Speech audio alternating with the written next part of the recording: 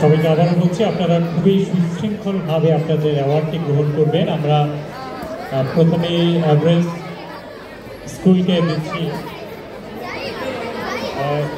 আমরা তাদেরকে সারিবদ্ধভাবে সুশৃঙ্খলভাবে তাদের অ্যাওয়ার্ডটি গ্রহণ করবার জন্য অনুরোধ করব। আমরা যখন যে স্কুলকে ডাকবো, আপনারা শুধু সেই স্কুলের যারা আর্টিস্ট তারা মঞ্চের পাশে অবস্থান করবেন।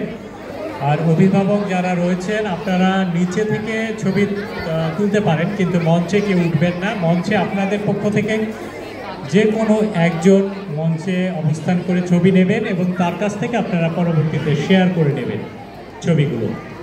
আপনাদেরকে ধন্যবাদ, আপনাদের সহযোগিতা কামনা করছি। আমরা প্রদান করছি কেপিআর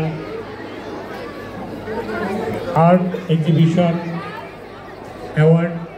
আমরা এই অ্যাওয়ার্ড গিভিং সেরিমনিতে আমরা সবাই বিভিন্ন স্কুলের যারা আর্টিস্ট রয়েছে